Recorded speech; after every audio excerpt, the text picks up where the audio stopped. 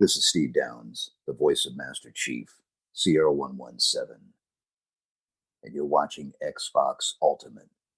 Now, finish the fight. Chief out.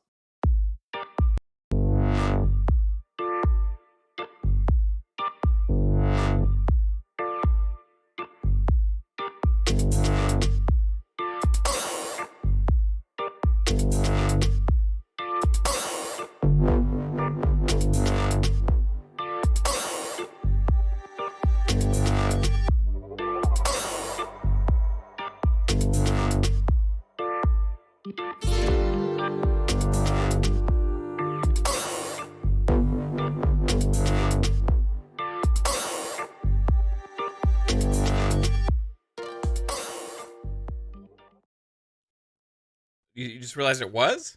Yeah. Hey, everybody. What's up? This is Xbox Ultimate episode number 79. Thank you all for being here. Appreciate you. And we're going to have a spectacular time today because we're all hyped on the juice of Elden Ring and lots of other stuff. And I've been playing some amazing games. We have an amazing guest here. He's pretty much like part of the fam, as always. Love having this guy on, and he happened to be available, so we sent the signal to Steel Rain, and he answered the call, and he's here, dude. What's up, man? How's it going? Hey, what's going on, ladies and gentlemen, boys and girls? It is I am him, the one and only Steel Rain. I feel like I haven't done that intro in a while, man. It's always amazing when I can pop in that one. But yeah, man, I mean, again, like you said, you sent up the call, and I was available, so glad that I can hop in here. And yeah, the week for me has been hopping off of Destiny the Witch Queen DLC, which has been actually pretty spectacular for Destiny. But I definitely the star of the show this week is definitely going to be Elden Ring for me. So took a trip out to New Zealand. It's been great out here. The water's nice. For anybody that was able to get out there, glad to see you guys. But other than that, man, yeah, it's just great to be here, talk about these games, seeing you guys, amazing people out here, amazing people in chat. I'm ready for these topics, man. Let's do it. Yeah, dude. And And like what topics? what topics? Huh? What topics? And first to my heart, lovely wife, Caitlin. Hey, baby. I haven't been able to see you much today, but I know, we're here we literally together. just saw each other for like not even 5 minutes, and that's it. Yeah. We got plenty of time after the show. Ooh, Oh, gonna get nasty. Nasty? they about to get nasty. That's messy. Okay. It might be. It might be. I mean, nasty when I go to sleep. That's what we got plenty of rags. It'll be okay. Hey, babe. What? What? That's over with. What? Huh? No. Okay. Anyway, I got what you meant, Caitlin. okay. Of course you did. I'm lost. Hey, AssassinLupa, the extraordinary one. How's it going? It's Friday. It's Xbox Ultimate. Let's get it on. How are you? I'm all good. Good. You've been playing any Elden Ring? No, not yet. I'm in two minds, but I'm catching up with some Valhalla to wait for Dawn of Ragnarok still. So I'm 300 hours plus in now. So I'm nearly done. But yeah, I'm on the fence with Elden Ring. I'm a little bit, shall I, shan't I? But I probably will. Yeah. Because I've still got a Cyberpunk 2077 to come out that's come out with the new patch, so I've got to jump into that because I said I'd play it when the new patch came out.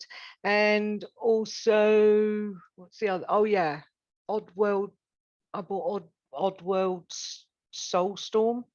So I've got that to play as well. The backlog is real, man. Yeah, real. It's too much. Too much. Well, Mellow Fellow from Outer Space and the Tarnished Psycho. How's it going, Psycho? I'm doing good.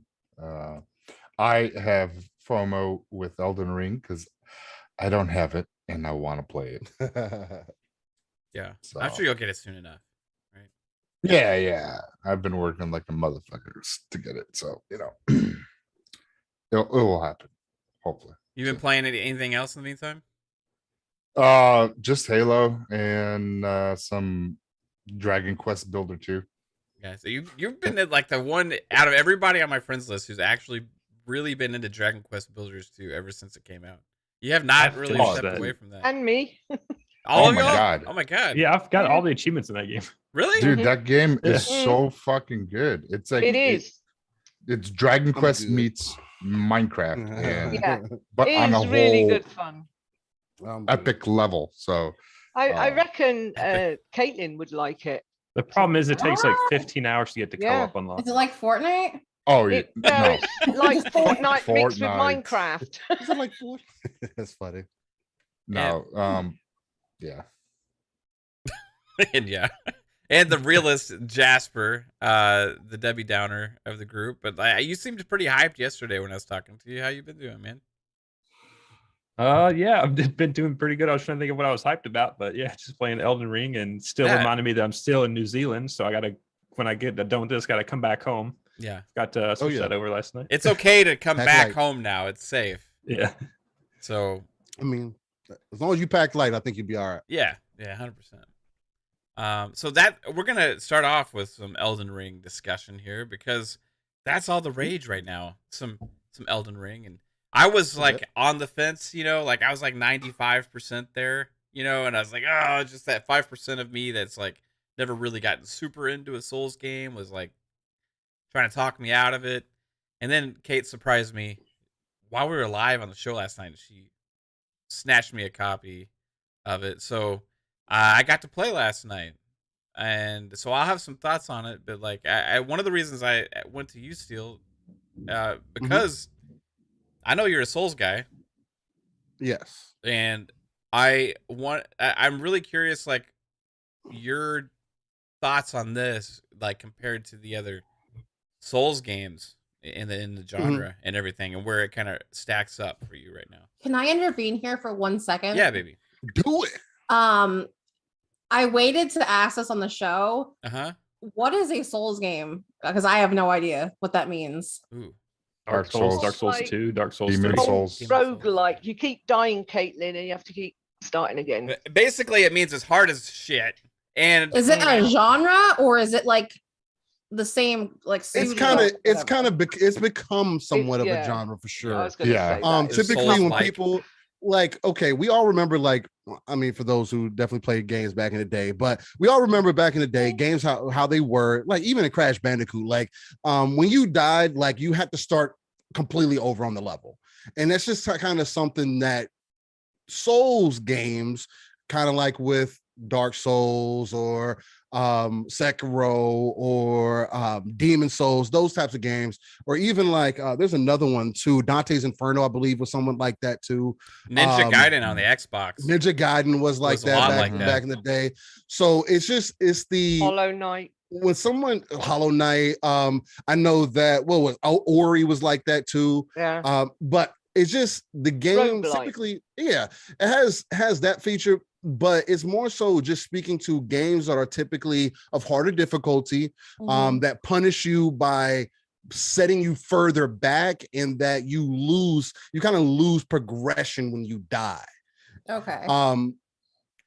Where the Souls games kind of differ is kind of like, because you can definitely get you, because that's one of the main things, that it's a level up in Souls titles, or like in a Dark Souls, whatever the case, you have to get Souls.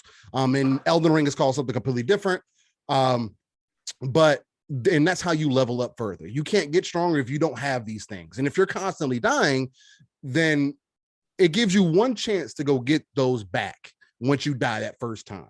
If you die again, you lose everything. So it can push back your level progression. And if you can't get stronger, then you're going to have a tough time getting through the rest of the game. So it's one of those things to where the Souls games, they want you to learn the patterns. They want you to learn the game. The game breaks you down to force it to play its way, not you play the game however you want to play it. Now, you can still do that, but it's all within reason. And that's typically what people mean by, oh, it's like a Souls game. I remember that a lot with Armored Core also back in the day, because Armored Core is another FromSoft game that I dearly love, but it had the same thing. If you failed the mission, you're completely starting over unless you got to the boss. And then that boss was hard as all get out. And you had to keep doing it and doing it over and over again. It's just, it's typically just reference to difficult titles that can be more difficult that not a lot of people are into. So yeah. At least that explanation. Yeah, they're hard as balls, and they have like. It sounds really frustrating. It can be. See, you that's the only have thing. To learn moves. That's the only thing, though, because what I see from a lot of people, and other people have talked about this thing, is that you can't just run into a boss and think that, oh, I'm about to just swing my weapon and it's going to be okay. Jenkins. No, that's not the way. That's not the way this game works. It's just like any other game too. Like that's the thing that blows my mind when a lot of people say, "Oh, I can't play those games."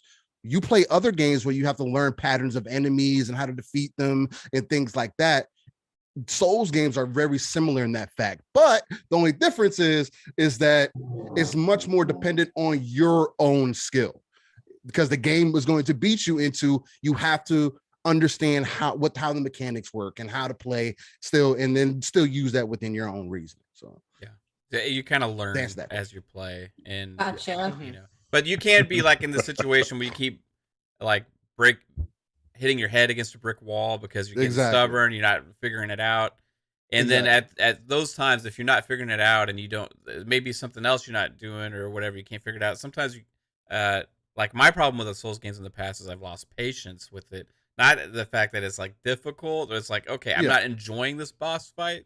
So I don't really feel like keep banging my head against this wall until I figure it out, and doing this 20 times until I do. Right. And then at that point, it's like, okay, but the thing that's unique about Elden Ring for me, especially with the open world aspect, is whereas in the other Souls games, you have a very like smaller area to approach things. Exactly. In Elden Ring, you can approach a lot of different scenarios from different angles, and you have a lot of different options to try things out and experiment with. And that's what made it really appealing to me. Now, the boss fights are still going to be a bitch, right? Because you go into this area, it's just you and the boss. You got to figure it out, nothing else, right? But like for this one area, the first big encampment that I got to, where there was like a lot of guys, I made the rookie mistake early on. I hadn't leveled up or anything. I just ran into the middle of the damn camp and tried to fight all the guys, right? It ain't gonna work. Yeah, I got Sir Lancelot trying to jab his lance in my ass while he's got two other guys swinging their swords on me, and it just didn't work out, right? Now, yeah, I think that's where Elden Ring is more forgiving. Like with Sekiro, you would get blocked on a boss and you couldn't do anything else but fight that boss to move on. You had to learn it over and over again. Whereas with Elden Ring, you can go elsewhere, level up your gear, level up, get more competent at the game, and then go back. And that's what I think is more forgiving about Elden Ring compared to other Dark Souls games. Yeah, no, 100%. And I think that's what's turning a lot of people onto it is just that fact. And there's nothing, I don't think there's nothing wrong with that, because from what I've experienced, you still get those in those spaces when you're fighting bosses where it is enclosed and you only have so much space to move, and you have to pay attention to what they're doing if you want to progress through it. And then other times, like you'll meet the biggest dragon that you've ever seen in a game, and then you're like, oh man, I just really can't fight this right now. You know what I mean? But just to kind of touch on like what Mav was saying, like beating your head against the wall, I mean, Dark Souls 3 was one of the main representations of that. I put the game down for 3 months because there was one boss that I just couldn't beat at that time, and I had fought him like 30 times or 50 times, and I was like, oh, I've had enough, and then took that break, came back, and I beat him first try. So it's just, it's one of those things, and that's where I feel Elden Ring is really different, because it gives you a lot more variety, kind of like y'all have spoke to.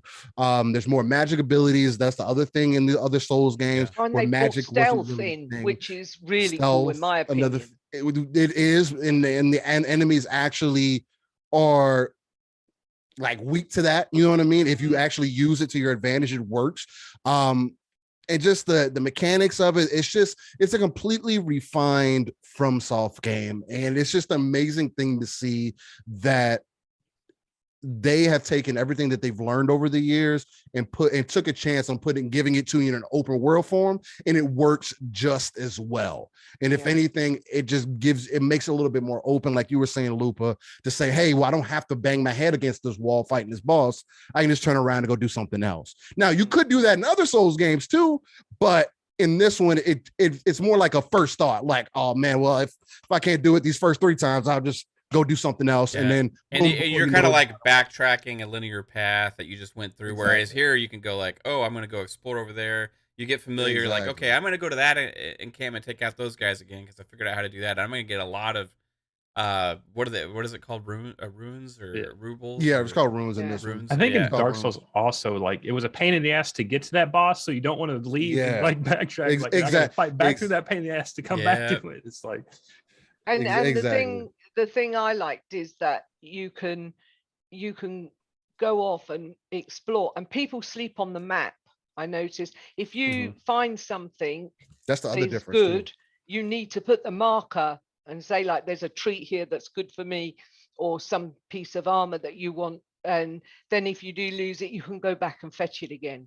But if you don't mark it on the map, you're never going to, there's so much on there, you're never going to remember where stuff is. And that's the other difference with this game too, is that there is a map. That's another thing that can be a turn on for a lot of people, where I'm not used to that. So it's like half the time me and my brother were playing yesterday, and we fought some people, killed the boss, and then we just started moseying around, and then miraculously got stuck in an area we just didn't need to be in.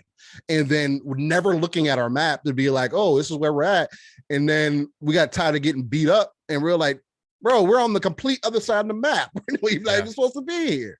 And so we figured out, okay, well, we need to get out of here, and then we kind of continue from there. Does it scale the difficulty if you have help? No. Oh, yes.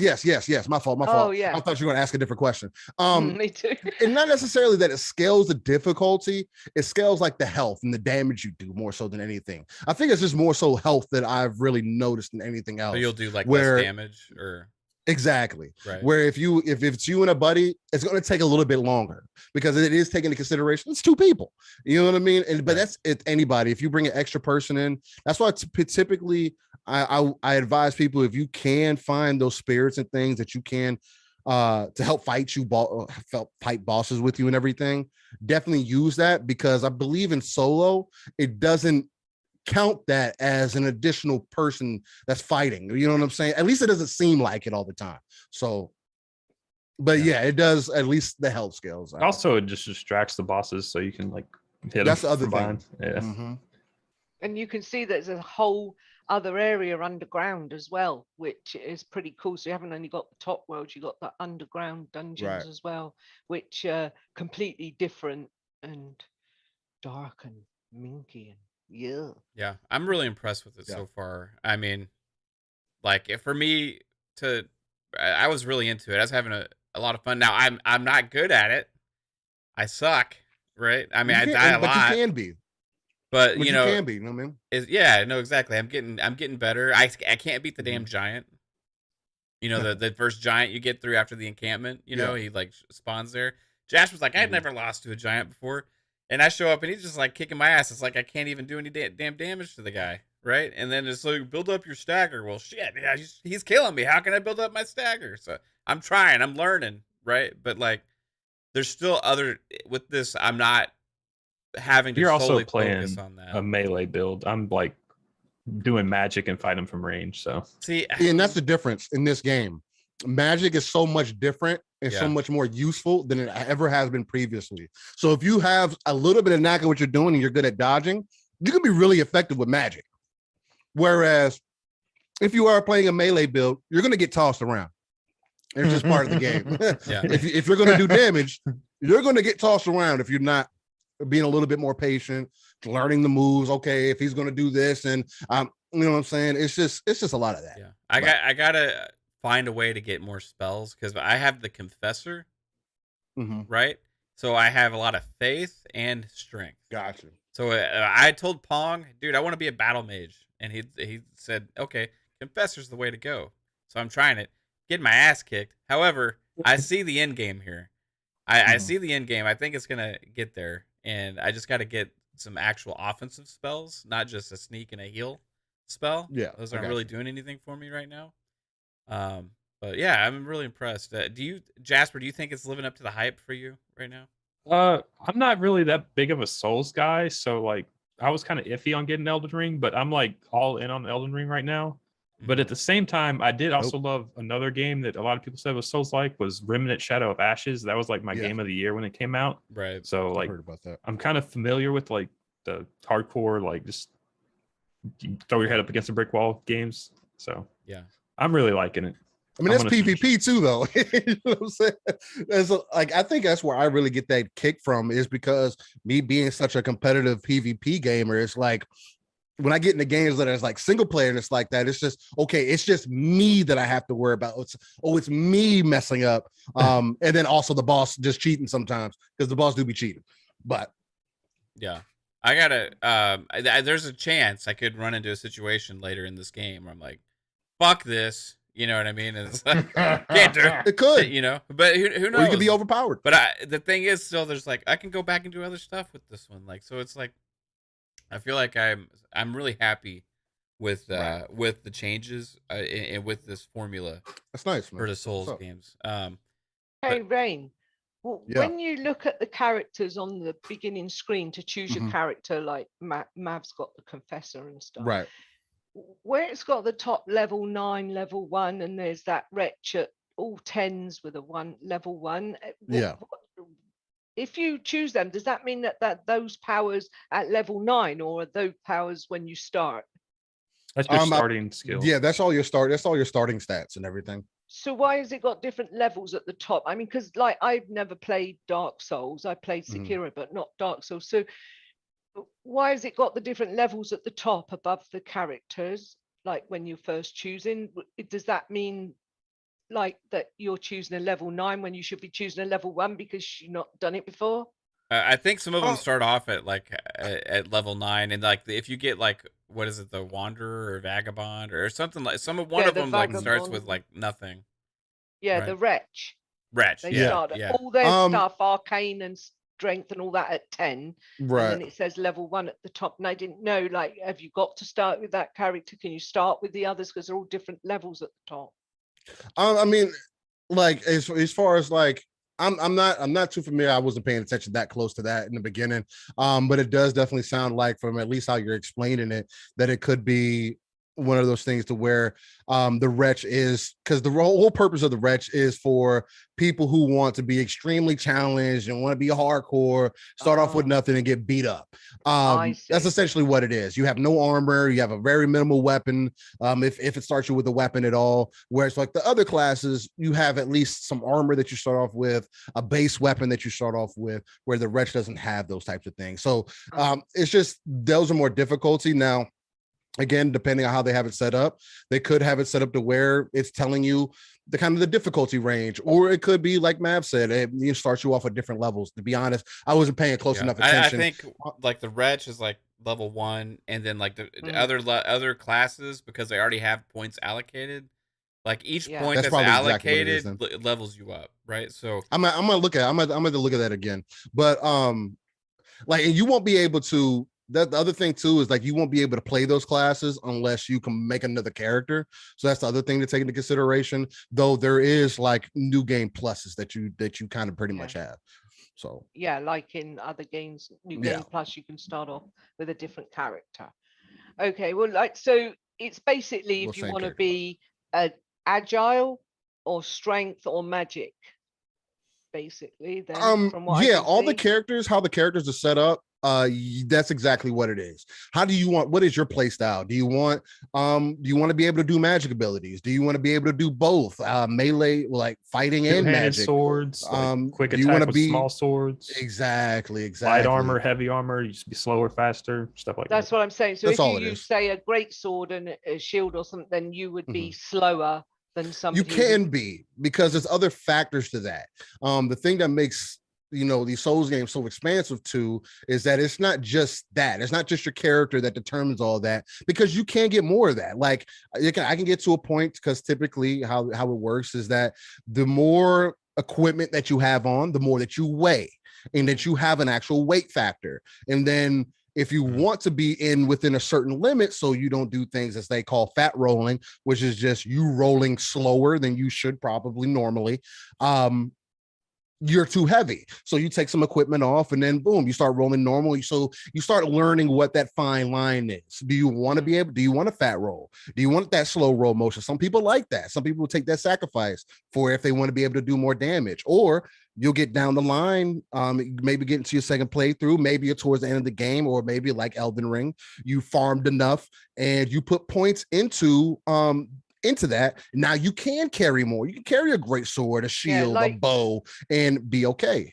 You know, like Assassin's Creed, you've got to wait in Valhalla anyway. Not others you didn't, but in Valhalla you have a weight thing where you can be lightweight or heavyweight. So you know, something like that, but a little bit more games tedious. Like, I've played a lot of games like that. So I understand that bit. It was just interesting to me, the different levels at the top, and it doesn't give you a clue as to what, you know, what that meant. So I just thought I'd ask. Yeah, for sure. Hey, we got some cool news, babe, this week. This was something that you were all really excited. You were really excited about. Slipper 2? Yep. Yeah. I am so freaking pumped. The game that I mean, I'm actually surprised that there's even something called House Flipper 2. Like, I'm surprised they just keep updating it. But like, it's pretty cool. I would have thought that. You know, I think this is gonna just be so next level that it had to be House Flipper 2. Yeah, I mean the trailer is amazing. Like, with it looks like ray tracing. I can't wait. The only thing is we don't know if it's coming to Xbox yet. Well, extra shiny floors. I mean, I think it will eventually. The first one did. Usually those games come to PC first, and like a year later, they're like, and now it's on Xbox. Yeah. But like, because the first one's on Xbox, you think the sequel could come to Xbox day one? Could be. Yeah, there's so much that they don't have on the budget. Xbox though for House Flipper that they have on PC still right now. Yeah. I mean, you can play it on PC though. You know, I mean. Yeah. That's coming in 2023 though, so you got a little ways to wait. I know. Yeah. Did you see any cool new features you're hyped about? No. You just like the way it looks. No, they didn't show anything. No. Yeah, they didn't show anything. Because Caitlin got me fucking into that game. Oh, really? I want to freaking. Yeah. You're welcome. Yeah, thanks. You thanks. flipping houses, Psycho? Yes, all right. And then when they brought up the fucking garden, I was sitting there making. When he first tried it, he ended up playing it for like hours. I did. Hey, that's how I was with The Sims the first time I played. I'm like, oh yeah. I was like, it was like power washing simulator. But it was weird. Was it that I tried? No. There's a lawnmower simulator. Oh yeah, that one was ass. Yeah, that was such ass. There's a couple things that they could definitely address with House Flipper 2. So I want to be able to make additions. I want to make fucking additions. I want to buy a house. Yes. And make additions. I would like to make angled walls. Yeah, you're flipping it. You're not building a fucking add-on to the Hey, house. I spend a lot of my time breaking down walls and like changing the layout. Yeah. Because if you have a small house, you're limited to what you can have. Yeah. So it's like there are a lot of like 1 bedroom, 1 bath. Y'all are deep in there. Family room, that's it, in the kitchen. Yes. Yeah. I mean, and the washer and dryers in the bathroom. So it's like I need my own room for that, It feels like this is like, what do you call it? Like over in Europe, it's commonplace to have your, washer dryer in the bathroom. Am I right, Lupa? No, you're wrong. All right. Well, I've seen it. Some people have their washer dryer in their kitchen. Most bathrooms in the UK aren't big enough. But like me, I've always had my washer dryer in that outhouse. Oh wow, really? Like a little building outside? Building? Yeah, it's like Not like basically my back door is like, if you're walking out my back door, there's like 2 steps and another door to a small building, and I Mm. have my freezer in there and my washing machine and tumble dryer. Nice. Okay. Just put some, like I just put some tile board up on the walls and bit of flooring down and ceiling and lights and the electric, and it's good to go. And the water I get got tapped in, so yeah, it's good to go. So that way you don't get all the noise in your house, because our houses are a lot smaller than yours, I feel. So Yeah. I have 1-bedroom bungalow, which amounts to 3 rooms and a bathroom. Right, so like you got like a living room, a bathroom, A living room, a kitchen. bedroom, a kitchen, and a bathroom. That's it. So is it rooms. typical to have your washer and dryer in a little outhouse, or is that just like how your setup is? That's how my setup is, but a lot of my friends also have the same, or they tend to have a conservatory and they might put it there, or they'll build a little building, a lean-to type thing, and they'll put it out there. Because to have your washer dryer in that, like even in a 2-up, 2-down, which a lot of people live in terraces as well, but like a normal house in this country, a 4-bedroom house still only consists of a toilet, a small toilet downstairs, kitchen, living room, up the stairs to 3 or 4 bedrooms. So there's not much space like that over here. So if you've got a washing machine and tumble dryer running in your kitchen, damn, that's loud and that's annoying. So you tend to try and put them in other places. Well, I kind of think she just wanted to be alone with the washer. Yeah, I have to have my own little special room with my tumbly dryer. Hey, nice. I heard that vibration's nice. Yeah, you sit on top of it. It's pretty Spin cycle. Ooh. Just have to put the washing machine on spin cycle, and it get an even better turn on if you put a trainer in it. Ooh, now we're getting somewhere. But put it like a basketball inside of it and just turn it on. What the hell are we doing? Let's destroy it in the meantime. Getting on to real news, Mav. What about the Stream Deck? Have you ordered one? I have one ordered. I just don't know if I'm gonna. I like that. That was a good finesse. You know, I did Yeah. get one pre-ordered when they first announced, and I'm supposed to be in wave 2. Oh right. So I don't know You're when that's happening. I haven't you gotten get an email email because they released today, didn't they? I mean, did you see Jeff Grubb's vid on it? He is enamored. Yeah, people are loving it. But then he likes the Switch, doesn't he? So yeah. The thing is, I don't know if I would like it if I don't like the Switch. I'm not sure it's necessary if I have a laptop, and mainly I like to play on my 55-inch OLED with an Xbox. Like I want to see it in big. I just can't see myself playing like Age of Empires on that thing. Like you playing an RTS on that thing, like get the hell out of here. Well, they've confirmed also, Jasper, that you can play Elden Ring on there. Yeah, I could play that on my Series X, and I know this is what I'm saying. Yeah, this is what I keep saying. People keep saying, "Oh, yeah, but it's an amazing bit of tech." No, it's a Switch in another form, and you can play stuff on. It's like a way more powerful Switch. It's a lot better than. It's literally a handheld PC. It's something that the industry has been trying to. It's something the industry has been trying to break through with for a long time, while also making it like affordable enough for it to make sense. Right. I never even removed my Switch from the dock though, Rain. I mean, if you're not a portable gamer, you're not going to see it. No, I'm not a portable gamer. No. It's like me. If I wouldn't be playing, if I didn't have Pokemon, like if I wasn't playing Arceus, and that's mainly more so because of my brother getting me back into it. But if I wasn't playing that, I wouldn't be playing the Switch for any other reason. No. The only reason I have the Switch is for Zelda. That's it. So there you go. And then you say you have a dock. It is definitely one of those things, like Grubb has also said, he loves being able to take a handheld device and keep it moving because he has kids, because he's mobile. But because he lives in a hot place, so he's always outside in the summer and stuff, right? That too. But we don't have that over here. We have to sit in the rain. Exactly. There you go. I mean, but the other thing too is like using Grubb as an example. I mean, he's a computer dude too. He's very familiar with all of that. And so it's like when I hear him talking about it and how excited he is, the fact that we've been able to get this piece of technology, this piece of hardware that is able to, I'm not going to say necessarily match what you can get out of a desktop PC, but give you something that's comparable to it and have full access to your Steam library and more, if that's something that you're into, because let's be honest, you can literally turn it into a mobile PC.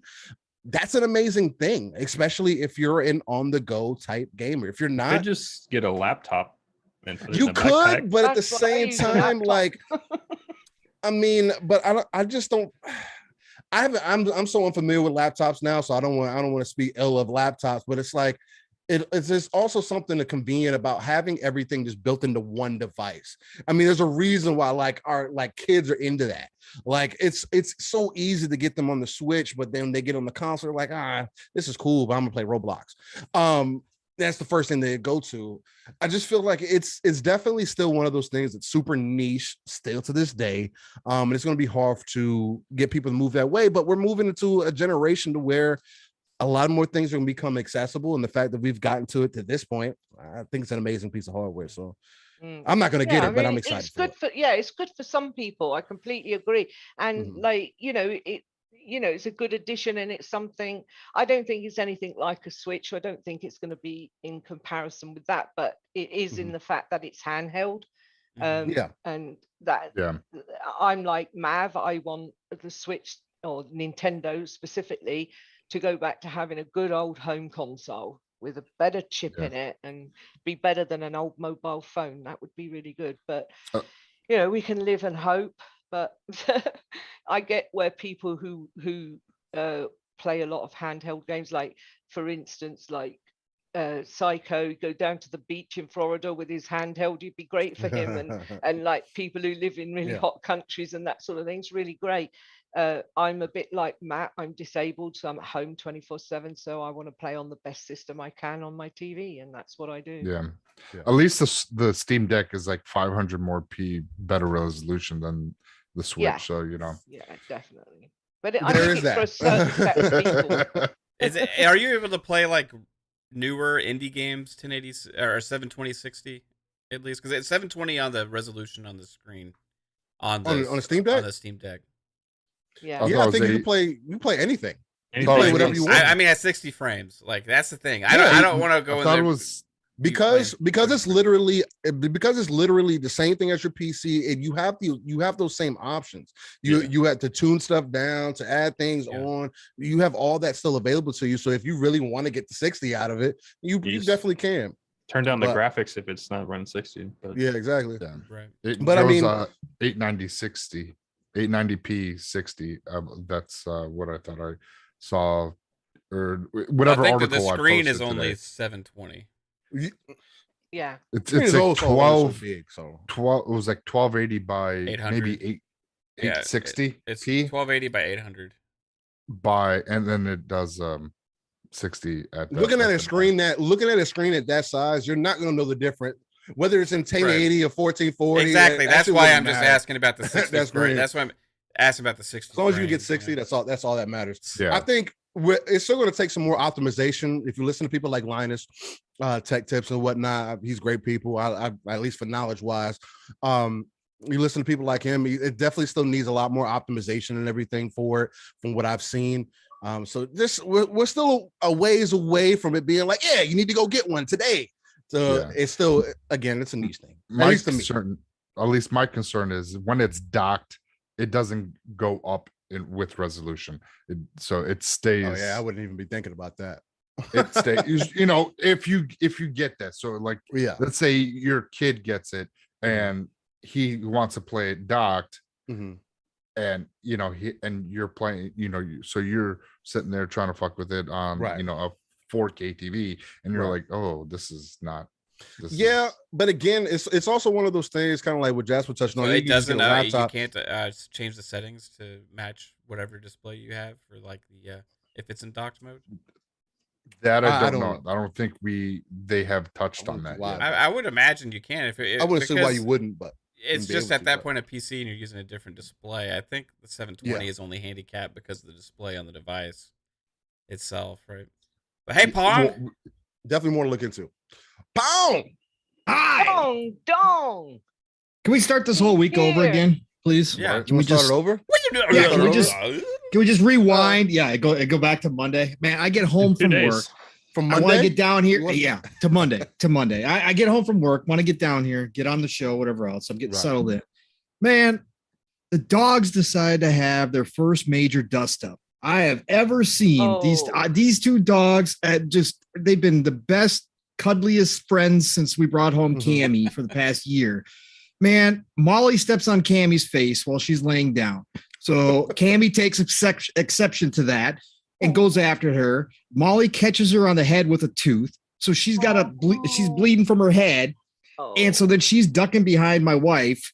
And then Molly feels bad. So she wants to go see what she did and kind of lick her. Yeah, Cammy ain't having any of that. No, Went nuts on her, tore up Molly's whole nose. Oh my god! No, Pong, this is not good. No, it's not. They're fine now. Girls But have had a fallout. Are they that was a big fall. Are they giving each other hugs and kisses now? No, Molly's the sweetest thing. She can be a bully when it comes to toys, but she's the sweetest dog, and she's still trying to check on Cammy and make sure she's okay, even though her nose is all messed up now. Yeah. But Cammy ain't having none. Cammy won't go near her. But they're okay. They're laying together, but they're not licking each other at all. So, but whatever, it's fine. But yeah, that's my night so far. Crazy. So yeah, it was great. Well, it was great. Vet visit. No, it'll be fine. She'll heal. It's the nose. Yeah, it's most of it. She's got one deep puncture, but it's already starting to scab over. But she slashed open one of hers. Yeah, we're gonna make sure to keep it clean and stuff. She did it looks like split open leather on her nose because that's where she caught her. Yeah, poor thing. Yeah. But that's the first time ever. It's crazy. Yeah, the wife's all freaking out. Those are fucking insane. They take a turn I can relate. Yeah. They take a turn and you just don't know what happened or why it happened. No, this one we kind of did, but like it happened so fast. It was just like, man. And I heard Cammy growl and I was about to go grab Molly and then I was just on. It was over with. I was like, okay, all right. I'm yelling. Wife's yelling. There was one time with my Mitzi and Albie and they just loved each other forever. And they're Cocker Spaniels, and all of a sudden, Albie took exception to her Mitzi getting too much attention and flew for her for no reason, completely out the one and only time it's ever happened. And then obviously Mitzi's passed now, but Albie's never done it before at all. Yeah, shout out to you, Sappho. You're 100% right. Dogs don't know anything about how much vets cost. that is a fact. That is a fact. They really don't. Dogs do not. We just had a vet visit. Thank you very much. And don't need another one. Thank you. Exactly. But anyways, fam, I hope everybody's doing good. It was awesome to hear my brother from another Steel's voice when I popped on the show. I'm like, wait, is that a Steel? Oh God, this is gonna be a good night. That was it. It was a gift for you, Pong. Oh, well, thank you. I appreciate it. I appreciate it. My true love Steel is on here. Thank you, man. Hey, there you go. Anything I can do. Hey, a shout out to Bold Alpha Wolfpack with the $5 super chat. Thank you very much, sir. Says, yo, Pong, first impressions on Elden Ring? First impressions of Elden Ring. Have we even talked about Elden Ring yet? Yeah, we were talking earlier. Oh, okay. All right. Well, then I'll jump in here. Elden Pong Soul. Look, first impressions is it's the best Souls game that I've played. Now, again, I'd given up on Souls games. Open world changed my mind. I said this was going to be my final attempt. So what I can say is for about the 3 hours that we played last night, Mav, I think, not together, but we were talking or whatever else, 3-4 hours, whatever it was. It's the best Souls experience I've had yet because I can go and explore an open world, which I love doing. So those are my initial impressions. It's gorgeous. There's still things that annoy me, as most Souls games do. Can't chop down grass. Yeah, well, we could talk about that. We could talk about that, Steel. I learned that from the community today. Anyways, so no, but I think the open world, I think from what I'm seeing so far, From Software has done a fantastic job with the open world. I'm playing on Series X on a OLED with VRR, so I'm not having any of the performance stuff that other people seem to be having without that. So for me, it's been a great experience. It's gorgeous. It's everything. Again, I love From Software games from an aesthetic standpoint, from creature design, character design, color palettes, all of that. I love the dark high fantasy that they create. So for me, this was just a matter of wanting to go play it. Now, the bosses, we'll see. But this game, I can go farm and I can power up. So that's what I'm planning on doing. All these crazy guys like Steel, who is just running into bosses like at level 1 and saying, yeah, that's all right. I'm a Souls veteran. I'm going to take you down. Yeah, that's not going to be me. I'm going to go power up. How it works, but Yeah, me neither. that's never how it works. I've been watching enough videos, man. There's some crazy people out there though already. There are. Yeah, I've been watching. I can't believe Leroy somebody Jenkins. beat that first guy. The first guy when you're supposed to Scarab die. thing? Yeah, You- whatever you that ever- thing is. Yeah, Oh my that god. That crab. It was crab annoying. Thing, Yeah. crab thing, crusted. Whatever it crab. was annoying. Yeah, people have Yeah. already beat it. You're not supposed to wow. beat it. Yeah, they've already beat it. Unbelievable. You fight it later on. You fight it later on again, but yeah, you definitely have that moment to beat it. Yeah, that first time. Yeah. I was trying, and nah. So Did yeah, you no, play I'm liking it, Sekiro, Alpha. Pong? What? No. No. Nope. The No first boss, interest. That tree sentient, he Yeah. is the spitting image or reskin, let's put it that way, of the first boss in Okay. Sekiro. Okay. Yeah, no, I played Demon Souls on PS3, tried Dark Souls 1, tried Dark Souls 2, and tried Bloodborne. Those are my Souls experiences. I want to So- play Bloodborne when I get a PS. Yeah. Yeah, it's all right. So and Feel I like gave up. I unicorns gave up on over all of them. So I dabbled Dark Souls 3 and I was like, nope. Yeah. What's Yeah, y'all's I was- favorite like Souls game besides Elden Ring? Like that's Hero. Sekiro. Yeah. What about you, Steel? For me, it's gonna be Dark Souls 3. Jasper? If you're talking about Souls style or Souls game, Souls like. okay, then it'd be Remnant, Shadow of Ashes. Mine was Neo. Neo was cool. I like the aesthetic of it. The aesthetic of Neo was dope. But like I still at some point later in that really game I cool. still hit a brick wall and got frustrated and just started playing something else and just never went back, you know. So Yeah. It just um, didn't. It didn't. Neo didn't pull me as much as Souls did. I don't know what it was. yeah, Neo 2 I'd never played, but Sekiro I think I would really get into because I started playing it. I was like, okay, I'm actually digging this, but then It's a it, really like good it was game. really late to it, and there's just so much But other it's stuff hard. to play. I mean, it is hard. You do have to work out the bosses. And I found out as long as you keep taking the flowers, I've forgotten what they're called now, it's been so long, but as long as you keep taking the flowers, you can beat anything really. Yeah, But Um, yeah, the monk was a bit of a pain, but got him in the end. yeah. I was having to get a lot of coaching yesterday, and still failing. Yeah. Miserably. You need to use the stealth more, Mav. Stealth option. Because you can Uh. stealth round, they'll come round a certain way and you can go back round and you Yeah. can kill all Well, them guys. in Stealth the doesn't camp help one me at a on that time big then. giant fucker that I'm supposed to be able to beat. I don't think you've played games with Matt before. He likes to. He Yeah. gets in there. Wet and wild. no. Yeah, like in that camp, I was like, why did you do that, man? Mav is the Just take epitome them of out. Rambo. You- He don't you- care. He's No. going live. He's going hot. It don't matter. Take out the horn guy first. At he's least like, take strategy? out the horn Fuck guy that. himself. There's no strategy. I may die, Reading, but I'll fuck take that. 100 of you Strategy, with me. fuck that. Yeah. We've had Hey, some. hey, what's that over there? I'm gonna go after it and I've attack had it. some interesting times in Extraction. Yeah. What? What? Oh, so you Not played you. with them? Hey, try to play Division 2 with them. Oh, we did. Mav, Yeah. Mav, let's hold We back. was having a Let's, good time. let's No. get this. Oops, Mav's like, I'm sorry. Hey, No, I wasn't here. strategy. I'm sorry. And Mav, he's the Mav one went in who's hot. supposed Let's to love go. strategy games, and yet he doesn't Oh, use any that's funny. strategy in any game.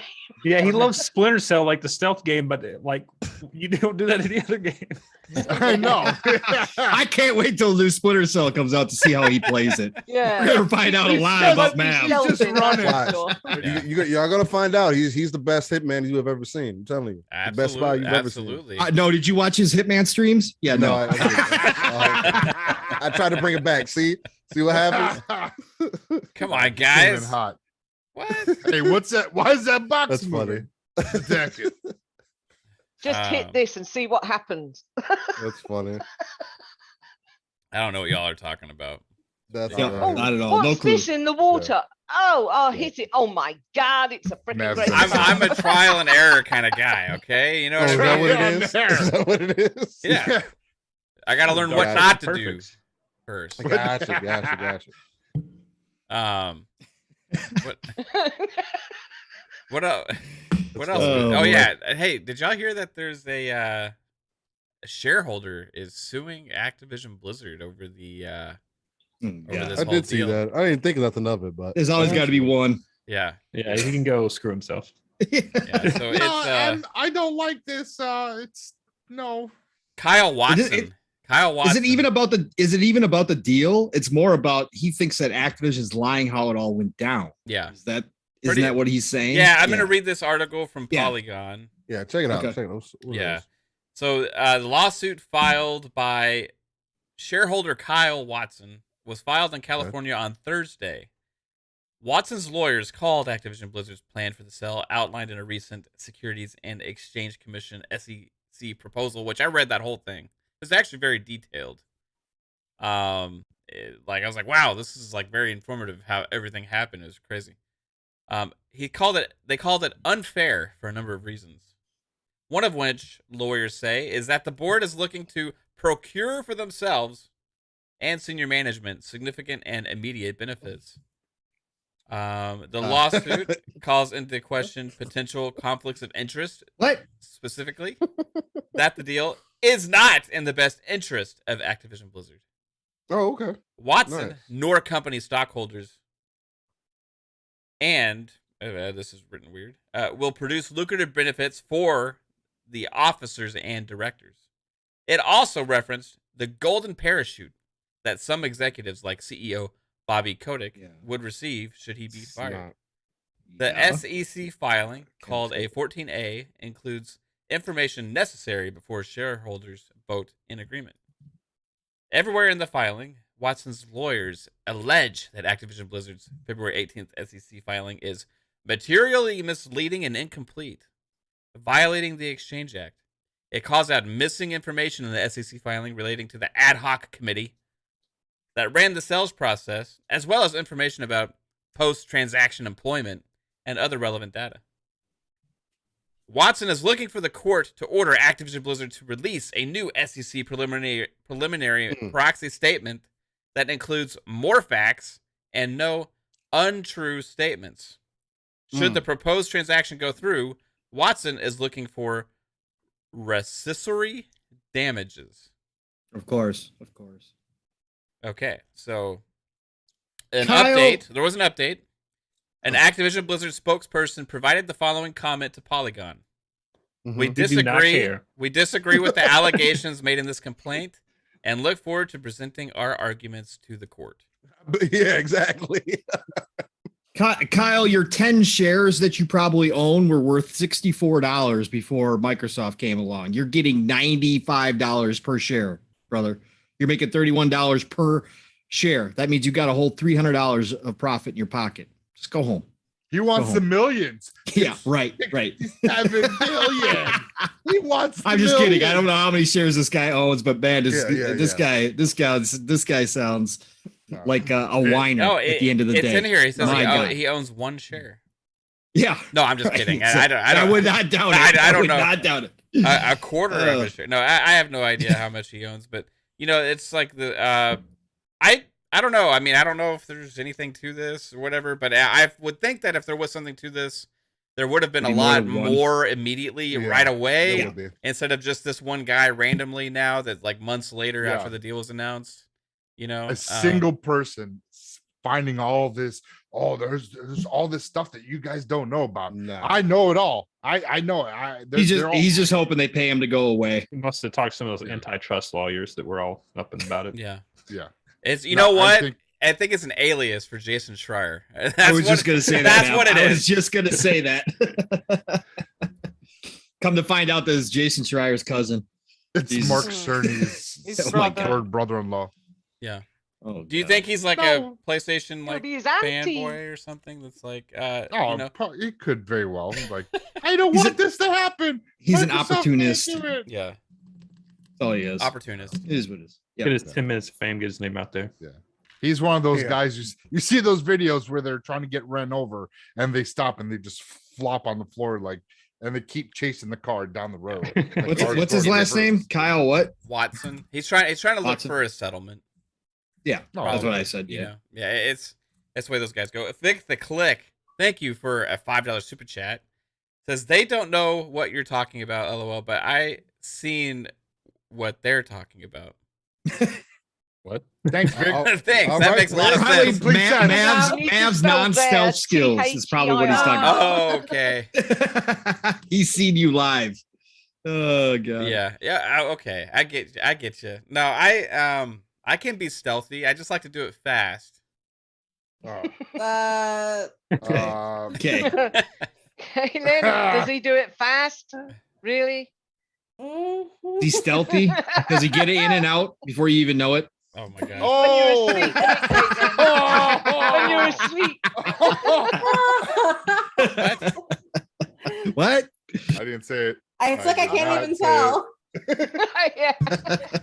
See, stealthy at Yep. things. Just sit there. Mav's like, I got video. That's Xbox Ultimate night, guys. The chat's I gonna just prove you found guys Caitlin's wrong. soul. Come on, chat. I just put in a poll into the chat. We're gonna see. About what? What is the Oh, fucking God. poll? Oh, okay. Sappho says unfair. He's gonna I get bet it's $80 dumb. per Oh share. my How is God. that not fair? And don't count on that. It's $95 per share. actually. $95 per share. Yeah. On that golden parachute, Bobby will face some civil litigation. Yeah, I mean, no matter what, the whole thing about the executives with the golden parachutes, no matter what, all these shareholders were gonna be going out on a golden parachute when they either get fired or retire or whatever, because they have shit tons of shares in Activision Blizzard, and they own that. That's just, that doesn't go away, right? Unfortunately. So when they sell out or retire or whatever, and they may retire and still own shares, who knows exactly, but they're gonna get $95 per share, which Nothing's gonna happen with this thing. No one gives a shit, Kyle. isn't that the name of the guy in American Sniper? The sniper that it's Kyle something. This guy drinks monsters and he has a dirt bike and lives in his mom's basement. Nah, punches drywall. No, this is one of those guys that just Damn. sues everybody for anything they can. Probably. Man, wait, Mav, how many alternate accounts are you logged into right now to be voting on this? Am I bad at Yeah, stealth? Yeah, really? I Come thought on. this was gonna be a sweep. This should have been like 100%, or maybe Exactly. maybe 99% Look, man, because you Mav gets his one voted. Get There. support, man. You get guys just support. haven't seen me play Splinter Cell yet. That's the problem. See, that's Yeah. what it Again, really is. I don't. I may not have my They need to same put one out. skills like I used to, though. Whoa. That's the they're eroding. You're getting a little older. I am getting older. My patience is waning. I'm. I need to finish off guys faster at this point. Whoa. Whoa. He Pause. gets bored. Pause. Wait, Clip what did that, people. Clip that. What did I say? Yeah, someone clip that, please. You gotta finish guys faster. Oh, that sounds bad. So yeah, we'll see. I don't think anything's gonna come of this. This is we're gonna hear about this now, and then it'll be settled, or they will actually just run through this guy in court, probably. Did you see that thing on Twitter? Who was it? Posted it on Twitter about a guy saying about all these that the law company or whatever it is that deals with it in America, they will put down these stipulations. Yeah, Oh, we yeah, talked yeah. about FTC? that. Michael Pachter, who's a financial advisor. Analyst. That's Advisor. it. I don't know what he is. I just Yeah. remember seeing it and thinking, oh, they can't make you put them on PlayStation, Yes. surely. They can, actually. Yeah, They I can do know, whatever but, they want to. but it seems a bit weird that they would put that kind of stipulation It'd be in kind along of with good. the other You got to things, think about the people not- that are not charging more for Game Pass and not Mhm. all those things. I was like, what? Yep. Yeah. That can, Which would be that shit good. can That'd be happen. good for us. Do Oh, these yeah, it'd be people good. in That the bit would. FTC or whatever even know what PlayStation is? Yep. Well, that's the thing about you got to look at who's actually making these rules and stuff and sending them in Correct. for stipulations It's- and stuff for these Yeah. concessions. They're like, okay, this makes sense because this is gonna be good for everybody in the consumer, but it doesn't really have any history or knowledge of the backstory of what Correct. all this actually means. So they're just like thinking like, okay, A, B, and C, let's do this, right? And then if you look at those, like I think, one of them was not to go up on games for 10 years. Yep. I that think was it. that one, like, I mean, this is all just speculation from Michael Pachter. This is not actual stuff right now. But he's like betting on it. Like he's saying, come back to me because this is gonna happen, right? So, Right. But he's betting on it. But like one of them was 10 years. They will not raise the price of games. They will not be allowed to raise the price of games. Which, if I'm Xbox, like they're really against the $70 game thing anyway, and they're putting most of the games in Game Pass, Right. so that's really not a big hurdle anyway. They don't want to really raise the barrier. They're kind of happy with inviting more people into the ecosystem because they're kind of really living in that games as service world and then selling all these different things and getting subscriptions and stuff. The second thing, which they may have a little bit of balk at, is not raising the price of Game Pass for 5 years, right? Because they just spent $70 billion on adding content into Game Pass, right? So that one could be a sticking point. And he had said, or Hogue Law had responded to him and said that one could be potentially something they could use to settle on, like make some kind of an agreement, maybe for a couple. I would say maybe for a couple years or something. And then the third one was that any games that were historically multi-platform on other systems and consoles, that those games will need to remain on other platforms. So where it got interesting from Pachter's perspective when he said this, and again, this is just a guess, but this is also coming from things that other people had said before. So it's not just him that had been saying that this could be a sticking point with getting this deal through. That potentially could, because of the way the language is set, retroactively affect the other acquisitions they had made that have a history of being multi-platform as well, right? Because to the people that are writing these rules and the concessions, they're not really taking into consideration, like, they never heard of Elden Ring, Elder Scrolls. They never heard of Elden Ring. They never heard of Fallout. They never heard of Doom or Quake. It's just like old politicians and shit. You know what I mean? So a lot of them may not actually really understand all of this stuff, and because of that, those things could potentially be lumped in with wording. Now, I would say that my opinion would be that Microsoft would really try and get that language correct with them and have some back and forth to make sure it's only going to include stuff that's part of this deal. And that's what Hogue Law said as well in his comments to Pachter's statement. So we'll see. Right now, it's all speculation. Nobody knows what the hell's going to go on.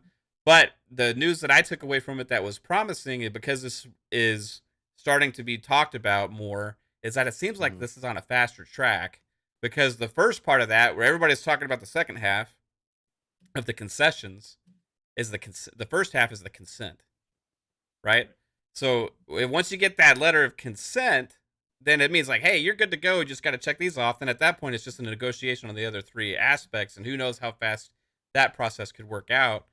That Pong was in the belief that maybe this would get done by the end of this year, right? And before that, possible. It's seeming like there's not as many hurdles as a lot of people thought actually to begin with in this deal. Just depends if they battle in court, right? That's right. what it comes down to. If there are concessions that they try to make that Xbox is like, yeah, no, never. Right. We're not even going to negotiate. This is just ridiculous. We're not going to even be close. Then it's going to go to litigation, and that's where things could get tied up and get kind of and I don't know how much Microsoft wants that either, because they want this deal to go through more quickly as well. So that's why they may be more likely to make some concessions. This deal is for 20 years down the road. They're going to give in a lot just to get the deal done now, so they can get everything in Game Pass before the holiday, which would be the Prime. Get all that stuff in Game Pass. Don't really care if the other stuff has to stay multi-plat. I don't think Xbox and Microsoft, there's worried about a lot of that stuff. I think they're already planning on most of it being that way. They don't care. They're gonna give in. They're going to give concessions as necessary to get this deal done because they just want it over with, underneath their belt, and get to work, because then they can get to work on all the stuff that Phil was talking about, plus the 20-year plan. They're not worried about right now. Yeah, all this stuff that people are so worried about right now. That this deal had nothing to do. Like, that's the crazy thing. Like, we've all kind of spoken on before in the past, in the last few weeks, as this has kind of happened. It's not about the right now. You can forget about Call of Duty. You can forget about whatever other game you want to throw in there. Overwatch. It's about what's going to happen. It's about what's going to happen later. Exactly. Yep. Yeah. It's and they're going to word it, and they're going to make sure to word it in exactly the way that they need to word it to make it come across that even if you question it, it can be disputed. We desire. Well, no, that's not what we desire. Exactly. We desire. And we're already starting to see that. So it's like, play it to your strengths, right? Yeah. Yeah. Free up from Raven Software and freaking Toys for Bob. All those guys. Let them start making games other than Call of Duty. Let them do what they do best. Because Call of Duty is fine, but those studios are not being utilized to the fullest potential. Well, and I know they will be happy. I can't wait for the games coming from those teams. And we know too, because to COD. Call of Duty's already been, the next year's rumored to already be delayed, right? Yep. I think that's just because Modern Warfare, this one, they're making it on a new engine, and then they want all the teams to start working on that engine, because with the Warzone porting, they had to like make a lot of content to like put all the Black Ops stuff into Warzone. So they're trying to get every team to work on the same engine so they can just make Warzone solid cohesive. So that way you don't have Modern Warfare and then the other games turn out to be shit for the next 2 years again. Yeah. Right. Well, trying to introduce that other free game too, as well, whatever that is going to be, that new free-to-play game as on top of things. And on top of Modern Warfare, or on top of Warzone 2.0 or whatever that's going to be, right? Right. It's going to be a lot of things, but I'm in the belief that it will go potentially to every other year, and then you have two main focal point studios. You have Treyarch and you have Infinity Ward, and then that gives each of those teams 4 years, 4-year cycles. Because you do every other year, that still maintains a relative balance, and people are still playing Modern Warfare 2019 right now. That'd be a 6-year cycle. That'd be only 2 teams, so it'd be 4 years. Oh, okay. Right? Now, if you put, I don't think anybody wants Sledgehammer Call of Duty games. Let them do Warzone. Let them handle Warzone and Treyarch. I think they should go make something else. Like Sledgehammer. I just think this whole Call of Duty thing, like, Call of Duty's cool and all, man, but like, unless they go to, at least for me personally, unless they go to like a 2-year cycle on these games to where, I'm not putting out another Call of Duty unless it's 2 years later. If we're going to get one in 2024, we're not going to get another one until 2026. Reason being is because, like, you can only do so much. And Call of Duty is so, like, to me, played out. It's dry. It's the same thing. It's repetitive. Like, there's no difference really. Like, sure, the little minute differences, but honestly, I can go play Call of Duty right now. I feel like I never stopped playing Call of Duty. Yeah, you know what I mean, at least to me. And that bothers me, because Call of Duty used to feel unique. That's what made it so great back. That's why Modern Warfare 2 was so great, because it was so different from anything else at the time. And there was no better experiences, along with the lobbies and everything, and people chatting and calling each other, whatever. But it was just a completely different experience, man. Like, you were excited to see this come out. And I don't think that's going to happen unless they go back to something like that. Yeah. I wouldn't mind. Exactly like Assassin's Creed. They were bringing them out every year. It got boring and repetitive, and nobody really was playing. It started damaging the franchise. It did. I think the franchise would have died if they hadn't changed up their format. Like, the story mode could be cool, but like, at what point, and you see it, the story mode obviously doesn't matter to people. But in these Call of Duty games have great stories from what I've heard from people. So it's like what sacrifices are you really having here, other than the sacrifice to your brand continuing to be tarnished? You know what I mean? So Yeah. it's like, I don't know. That's just me. That's my See, I wouldn't mind seeing a 3-year cycle. Give them even something more like time. yeah. Well, they've been on a 3-year cycle, haven't they? Because there've been 3 teams working on them. Like they've had the Sledgehammer, the Call of Duty, the Treyarch, and then the Infinity Ward. So they've been at a 3-year cycle, but part of it's been compounded the last several years because of COVID, right? I think make what it a 5-year. I was gonna say I thought from what, at least from what I was understanding from cycle, like no Call of Duty comes out for 3 years or whatever the case may be. Oh, that's okay. what I mean. Right. No Call of Duty. Yeah. 2 years. Every 2 years, that's when you drop one. So that would mean a 6-year dev cycle at that point. Hey, if you had 2 teams, perfect. But then that would cause people. What you would end up doing is give people more of a reason to invest. People You're like, oh, want I'm it have more this if they game for can't a get while. their hands on it. Everybody always wants it. A human being wants it if they can't have it. So it will build more hype towards the game if you had to wait longer. I think, and the game would be better. Come on, how bad is it that they're putting lasers on World War II guns? I mean, that's just like that's not even in the realms of a gamer. It's sharks with lasers. Well, to be fair, I don't play Call of Duty for realism, so I don't care about the lasers. So, no, like, you can know put what whatever I you want mean. to do. It just doesn't make sense. But they try to come off as they're realistic as well, too, though. Yeah, it's They're supposed like to be realistic. It's World like War the II most era. realistic war game. You know, they try at least, and then because you can also buy like weapon variants where your gun's like a fucking dragon that flies around or whatever. So it's like, yeah. Well, they This stuff just is put cool, out. but- They just put out a Attack on Titans deal. yeah, you can run around content. Hey, giant Sappho, dude. I think it's Titan. too early. It's too early for you to say these kinds of things, Sappho. He said COD Ukraine. Oh, that's really bad. No. Please. Well, I think that's kind of where Oh. Verdansk or whatever Warzone map was. I don't It's care. supposed to That's be. horrible. That's- Those people are suffering. Oh my god. Yeah, the Russian airport one. Yeah, the first Warzone map. No Russian. Yeah, no Russian. Yeah. Anyway, all right. So, what else has been happening here, guys? I mean, we got Halo Infinite got Action Game of the Year from the DICE Awards. Yeah. And They're some updates.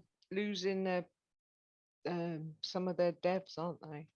I mean that I happens. think that's normal. You know, like Yeah, game's finished. so. Yeah, exactly. You don't need as much. Did everybody see God Howard presenting Phil? Oh yeah, that was. I didn't have a chance to that was watch it awesome. yet. Oh god, it was so good. It was so good. Yeah, and a little dig there with Microsoft money, like Microsoft Money was awesome. That was great. Phil, as always, great speech, but he deflected all of the, Of course. on him, and he said, "Nope, it's my team. It's my team." He has such a hard time accepting the fact that he deserves this stuff. It's Well, being great. badass, if he just showed up one time and like, Yeah. like Right, Yeah, look exactly. what Look I what did, yeah. everybody. Look what Yeah. I did here. Yeah. I built this. Thanks for this award. Peace out, bitches. Let's go. Yeah, let's go. Let's go.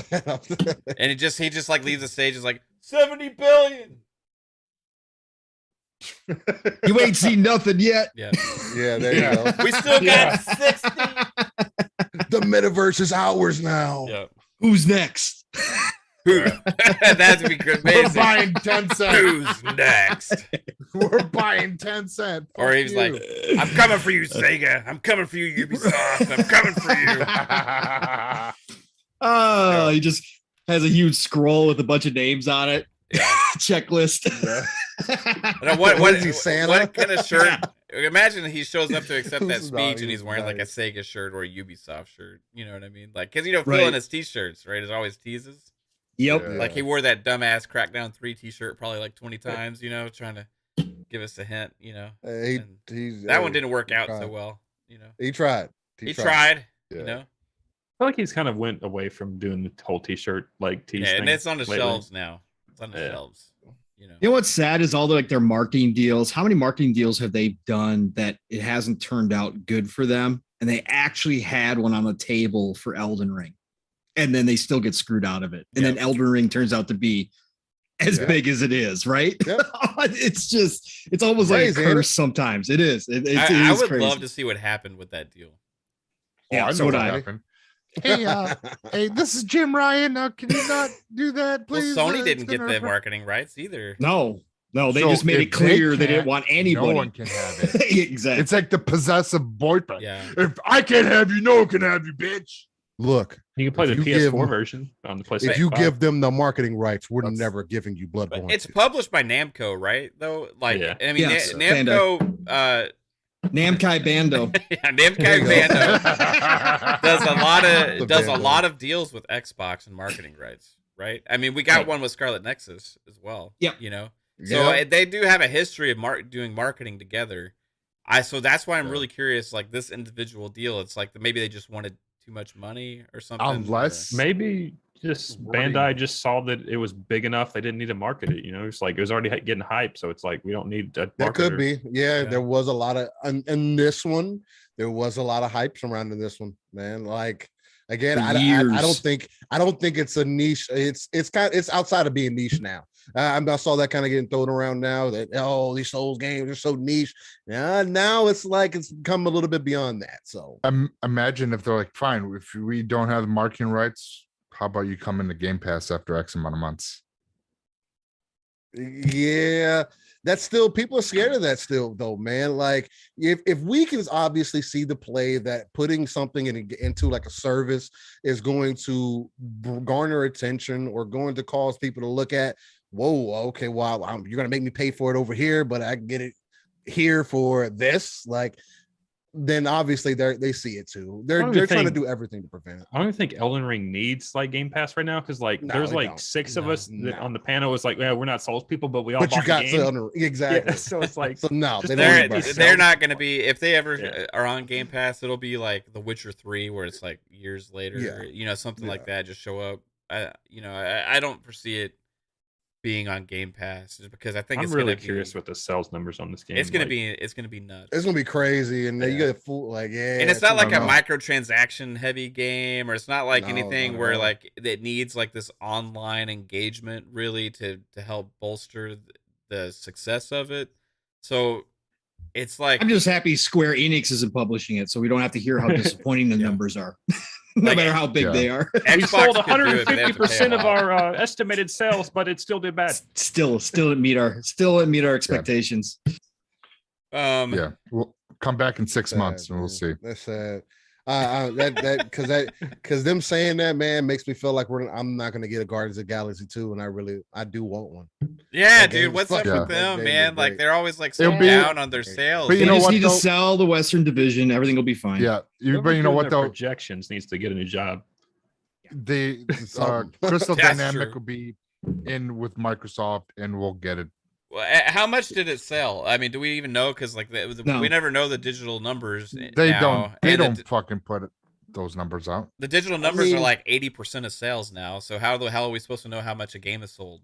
Right? Like, I know that Jeff Grubb talked about it a little bit, and he was talking about that it didn't do as well as people had thought or anticipated.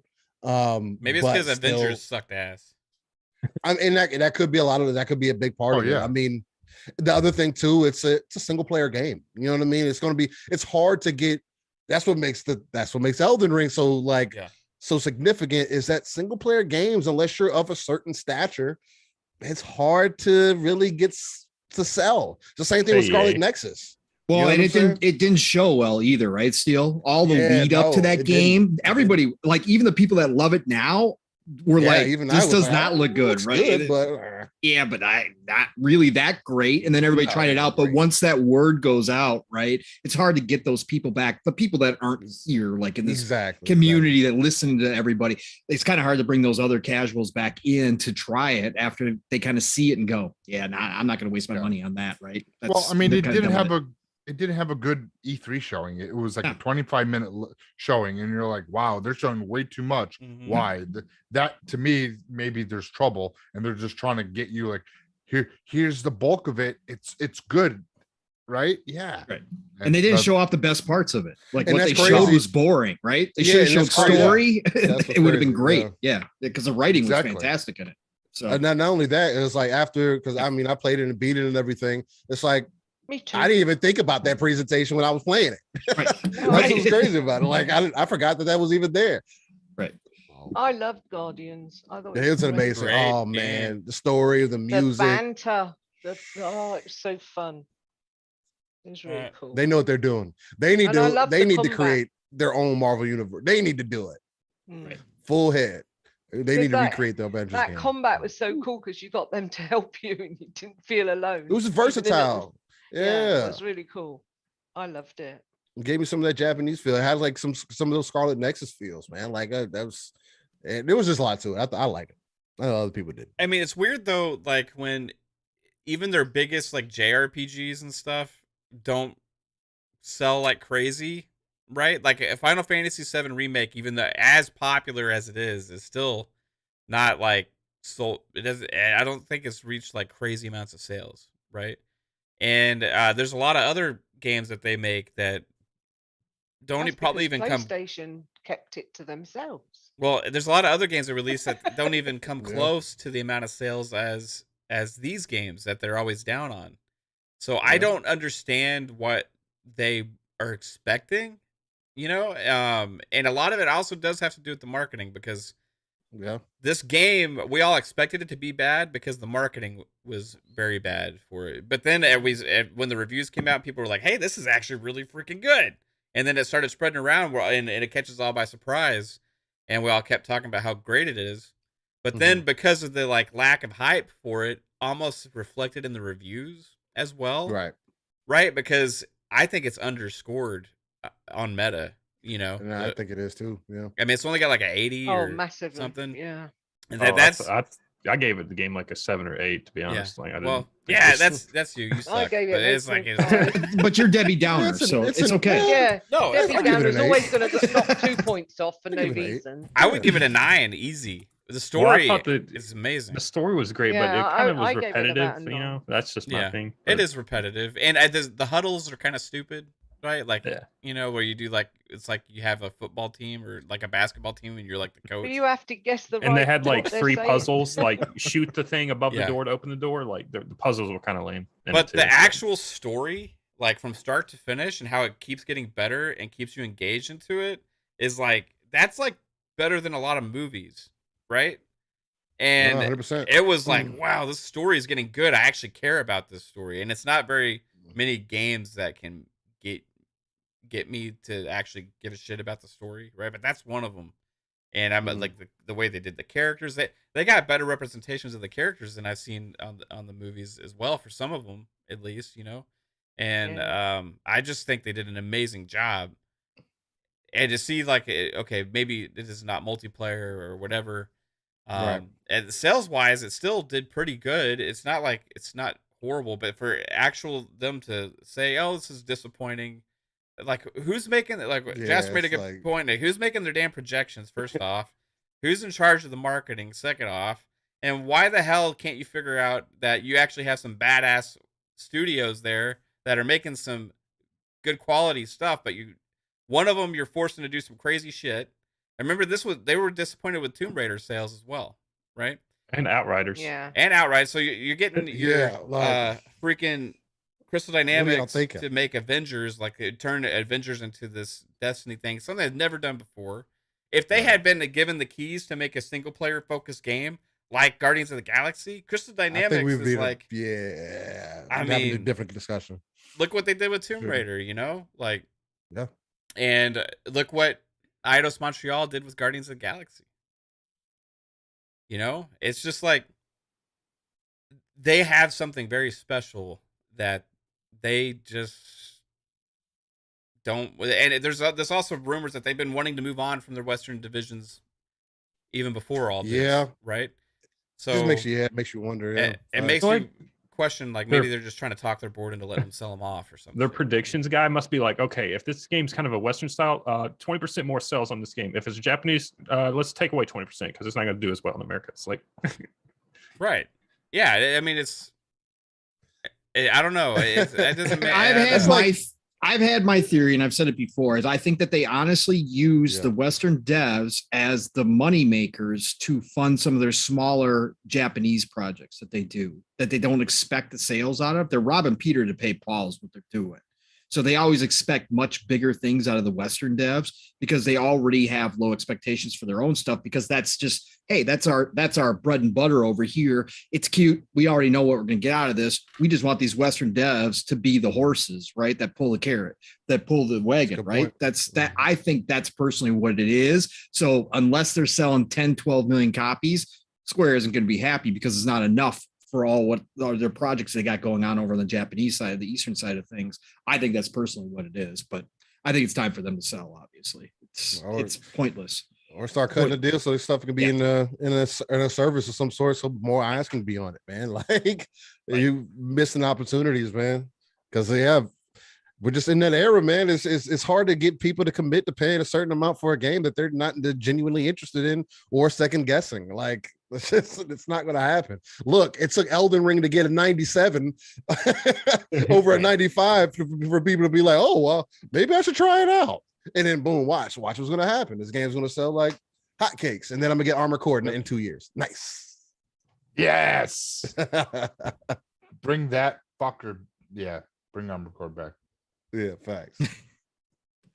So, moving on from that, I was just going through and looking through our DMs for just trying to search for something else to talk about. What's in Tennessee? No, it's good.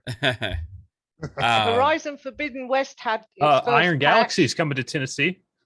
Oh, yeah, that's right. What is that? There we go. Studio. What's that? They make Killer Instincts. Killer Instincts. Yeah. So Mitch Dyer, do y'all remember him? From IGN. Man, you're really searching. Yeah, Who's that guy? Mitch Dyer. I used to work for IGN, then he left to go work on Star Wars games at EA. I think he was like a writer on Battlefront 2, potentially. Anyway, he's back. So the reason I bring this up is because on Fun Pop, I was like, "Where the hell is Gotham Knights?" You know, like we'd have no news about Gotham Knights, nothing recently. I'm kind of glad though. But like he's posted, I'm over to the moon to say he's returning to WB Games Montreal. This time in-house as an advanced writer. The Gotham Knights team is beyond amazing, and narrative team is incredibly excellent. Cannot wait for you to see what the brilliant crew is cooking up. So, yeah, but that could be all bullshit, though. You know, he could just be saying that. Just, hey, don't forget, we're making this game. It's still on track. Yeah. Yeah. I'm wondering when we're gonna expect it. Probably fucking next year. Well, Gotham Knights. Yeah, it's supposed to be this year. Did it? I don't think. I think the part of the reason why we haven't heard anything, hopefully, and again, I could just be being whatever, but it's from they might be hard at work on it. Really wanting to see if they can get it out this year. I'm hoping that they do. There are some rumors leading to that. I mean, yeah, but they have PR people be like, "Hey, no, our guys are working hard." Sorry we went dark, but we're letting them focus on the game. We also have 10 months left in the year, so when we're ready, we'll show you exactly. When it's ready, we'll show you something. Exactly. Give us fucking something. Not zero. They want Zero Dark 30 after E3. I mean, yeah, but it is what it is. I mean, it's again, you damned if you do, damned if you don't, because the same thing happens. There's devs that talk too much, and then it's like, dude, why don't you just shut up and work on the game? And then it's like, oh, you don't talk. That was enough. Hey, why aren't you talking to us? What's going on? Is it concerning though that they like this late in the game, because this game was supposed to be out last year, right? Mm-hmm. Yeah, and it was delayed into this year. Mm-hmm. Is it concerning that they're now hiring an advanced writer for the team, like when it's supposed to be coming out, like that's supposed to be kind of in charge of the other writers? Like, I don't want to compare games to movies in that aspect as far as like story building goes. But like I'll use Doctor Strange for example. If you follow some of that, they've been doing a lot of reshoots up until here recently to adjust some things in the story. So there could be a situation where they bring somebody on and be like, look, We feel like we got a good story, but we want to bring somebody else in to really tidy things up. Make sure we're telling something that's going to be cohesive and make sense. Because Doctor Strange's story is going to be hard as hell to make a lot of sense to a lot of people. Well, also like voice acting is like one of the last things that gets done. So like if he's just wanted like fluff the story so it looks better, like that could be his job too. Maybe that could be it. So we'll see. Guys, I want to play Elden Ring. I'm gonna go play Elden Ring. So you guys that bug, that kick. I love it. I love it. So I love it. We're gonna have a shorter show today. I mean, there's really not a lot of news, right? I mean, it's like not in video game world anyway. Hey, don't let me and Pong get into it then. Yeah. Horizon Forbidden West drops their first patch though. That's exciting for some. Horizon Forbidden West got a patch. Cool. That's awesome news. Yeah. Is that on Xbox? You said Elden Ring what? We don't want So Elden Ring got his day one patch. Elden Ring did get a patch, but some people said it was like actually worse. And I saw ACG actually on Twitter say that he was going to change his score because of it. He did. He went to a wait instead of a buy after the patch. Was it just on the PS5 or is this patch? No, on the PC. Yeah, it's affecting the PC.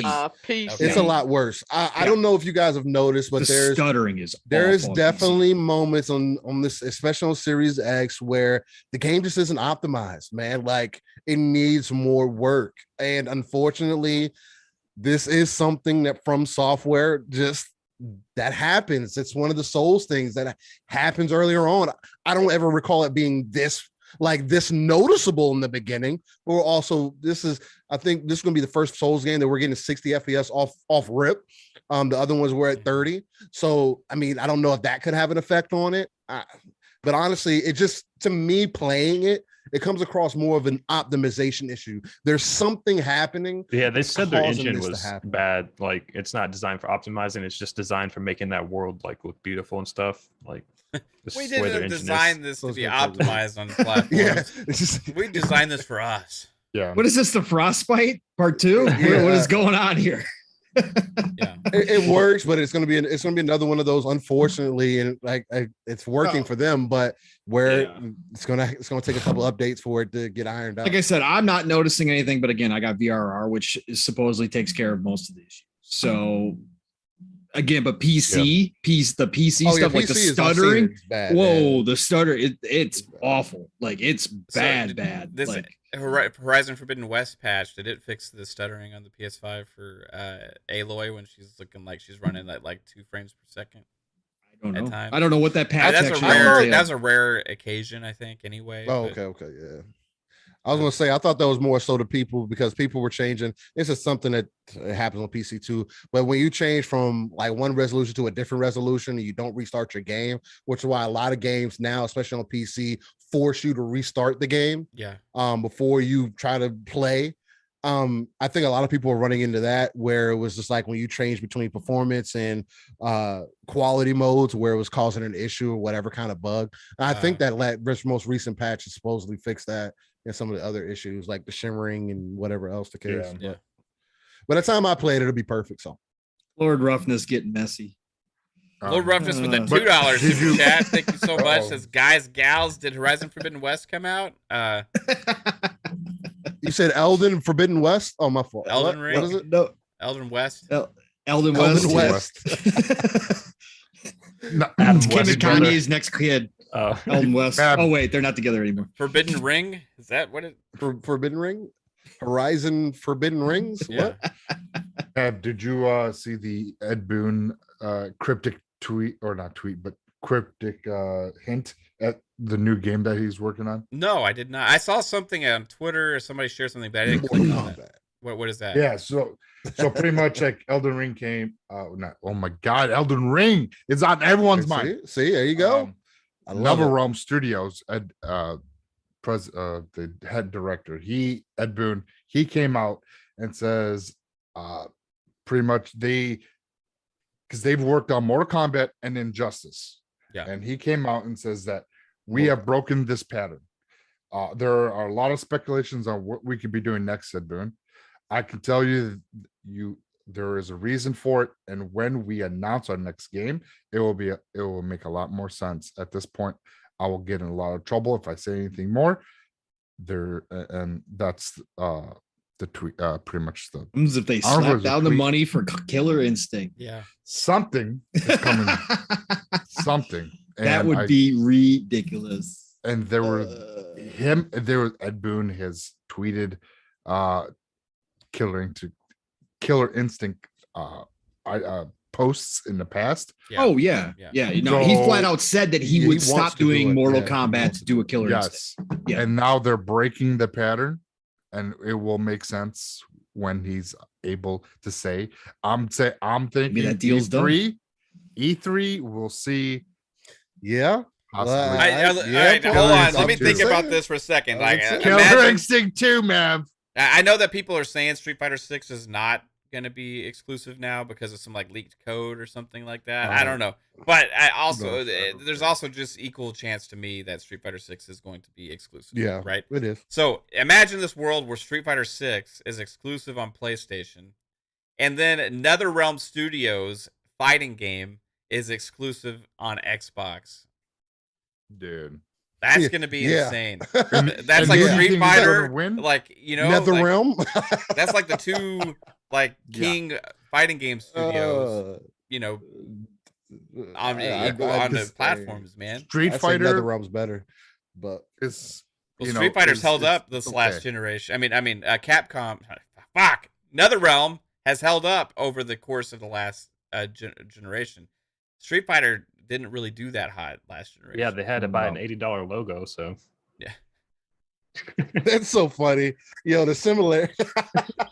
Oh, I really hope that's not what they did. That's so terrible. Oh, I really hope that's not it. Yeah. That's funny. Yeah, I mean, like Street Fighter 5, people say, well, it almost sold as much as Street Fighter 4. That's not good. When the sales went up last generation like crazy, like in gaming, and you say, well, it's good that it's the second highest selling Street Fighter game of all time, only second to Street Fighter 4. That's not a good thing. No, that's not a good thing. Like, you can't use that as like an argument for a positive thing about Street Fighter 5. It launched in a horrible state. It lacked content for a long time. Finally, they got it all out, but the hype had pretty much died by that point. And remember the hype and excitement for Street Fighter 4? And then what happened when Street Fighter 5 got released? It was two different complete scenarios altogether. If Street Fighter 6 repeats that and doesn't, even if it's exclusive, it still has a chance to be successful. But it's got to come out and be good, right? Yep. I feel, I agree. Again, and it's kind of like what I keep speaking to. I just feel like they're in the hunt for IP or money or whatever the case might be. They're not doing anything but trying to kill off an entire genre, because that's the point that we're getting to. Fighting games were such an impactful part of your console experience to where now it's like, who plays fighting games? Yeah, dude, it's ridiculous, man. It used to be like racing games, fighting games, shooters. Yep. And you know what I mean? Like, that's like the three main genres, you know? And then you had your platformers, 4 main genres, right? Yep. Yeah, but here we go, and here we go with, NetherRealm's possibly working on this next fighting game title, whatever it is, know. And then Street Fighter 6 gets announced. SNK hints at a new fighter running Unreal Engine 5. So it's like, it looks like the fighting genre kind of like went away a little bit. It did. It was heavy. It was heavy. The only one doing anything major last generation was NetherRealm with Mortal Kombat. Right. And Injustice. Only one that's relevant. Yep. Smash Bros. Oh. Yeah, Smash Bros. I mean, that is Smash Bros is okay. It's its own thing. Look, it's just like every other Nintendo game. It's its own thing. Okay. Smash Bros is great though. I ain't gonna lie. Hey, it plays 60 FPS. It's a huge thing, though. It is huge. It's true. It's just when I think of fighting games, it's like Smash Brothers doesn't enter my mind because it's a brawler. It's like a different genre almost. In its own. Yeah, Shizno, I was gonna bring that up too. Shizno makes a great. I was gonna bring this up, and he posted it too in the chat. But wouldn't it be crazy? Microsoft is no longer just doing time exclusive. They're just going and renting AAA big blockbuster studios to work on titles like for Crystal them. Dynamics. Yeah, Crystal Dynamics and that maybe now Nether Realms. Can you imagine? That's their new game. Nah, we're just gonna go rent big time studios. That's what we're gonna do now. Yeah. Fact. For- That would be funny. If that would be funny. That's what they do. Well, I mean, what's weird is this would used to be something where they would go and they would publish a game developed by a studio. Right. But now they're actually publishing games that are being developed by studios that are underneath IP. a different publisher. Correct. Altogether. Right. And it's just a different aspect because a lot of the developers I worked with in the past were either like ones that they mainly do this kind of stuff where they always work on other people's titles, or they've been independent studios, right? Like we got that now with like Avalanche. You know, we got that with Certain Affinity, you know, now. We got that with IO Interactive, right? Those are the typical things. Asobo, right? Those are the typical things we're used to, right? And we're used to like Relic. Independent studios. We're used to Relic that has under Sega helping on different things as well, right? Because they have worked on Halo Wars and all this stuff, but they work on a lot of other people's RTS games, right? That's kind of just what they do, you know? And now we're seeing like Crystal Dynamics, who is like a big time developer that makes their own games for a long time underneath Square Enix, right? And then now we're seeing potentially, if this is true, and if the rumors end up coming true, like because there's a lot of speculation, like that NetherRealm, who's a WB Discovery now, because that merger's almost done. Studio, that's gonna be interesting. It's crazy. Yeah, big AAA studios working on Xbox titles. Let that sink in, people. So who's next? Who's next? Who else? Who else can we rent? We're gonna buy. We're gonna rent. We're gonna do a little bit of everything. Anyway, guys. Yeah, I can't wait to see what happens with that. If that's true, regardless, we know that they're working on something else. It's going to be a surprise. That's good enough for me. Iron Galaxy made the first Killer Instinct, and they just said they're expanding. So maybe Microsoft is doing something with them. Well, they got bought by Amazon.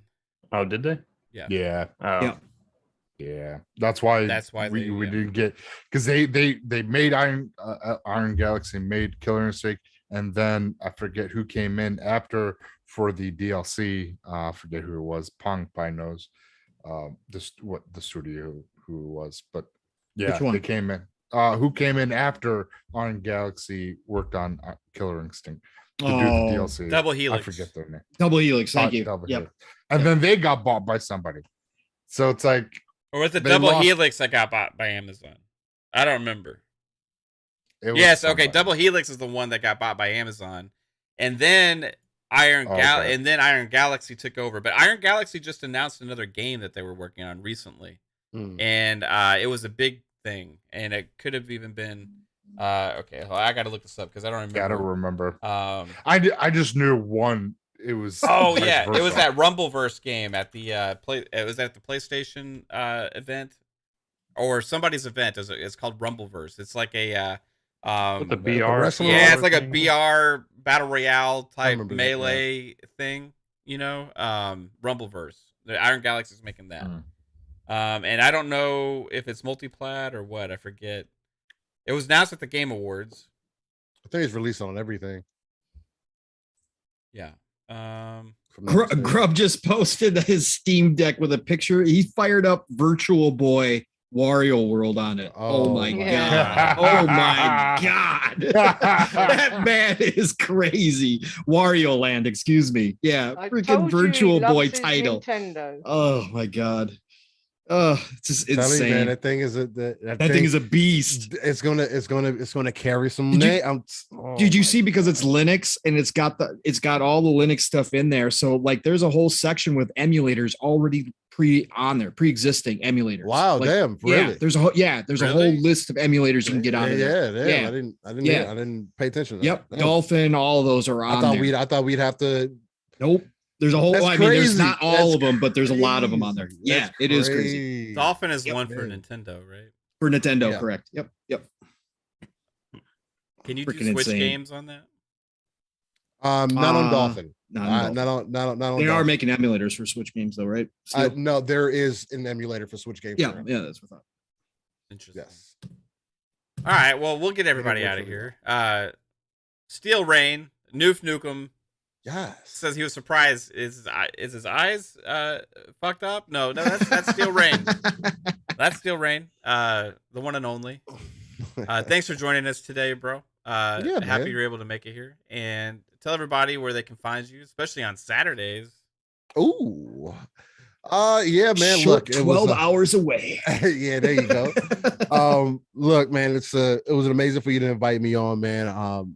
Amazing to sit here with you guys and just talk about everything that's going on within the industry, especially with a fellowship like you all, man. Y'all always have the awesome opinions, always come from a different angle. Yeah, hey, I'm just saying. I'm trying to tie it all together. But yeah, you can find me Steel Rain. Steel Rain. The T is a 7 everywhere. If it has a search bar, just type that in. It will pop up.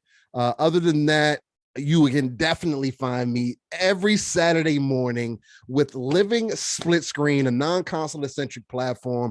Again, where we talk about everything that's going on with the industry, and just take that RTS approach, real-time strategy for those who don't know, and search those darker places on the map so we can kind of open things up and possibly definitely get to the point where we can reach 3 billion gamers, as that's definitely the goal. But with that being said, that's every 9 a.m. Central, 10 a.m. Eastern, 3 p.m. UK time on a Saturday. With your Saturday morning cartoons, man. Other than that, again, I appreciate you for having me on. And yeah, man, that's me. Yeah, dude. Thank you again. Hey, I want to know, Noof, when you get your PS5, what are you gonna play first? Are you gonna dive into some Sifu? All right. Kate had to step away. She's always got to go and take care of our daughter during the show because she's one of us has to be responsible. So I'm gonna do her outro again. So thanks to Caitlin for joining us as always, my lovely wife, and check out her TikTok. Where's the voice? And I'm not doing it this time. And also he got punished. No, I didn't get punished. She had a smile on her face. Joking. On YouTube as well. Check out her YouTube videos, all of her stuff, and she also is doing lots of amazing things for our channel. So appreciate that as always, babe. And also, the extraordinary assassin Lupa. Where can everybody find you?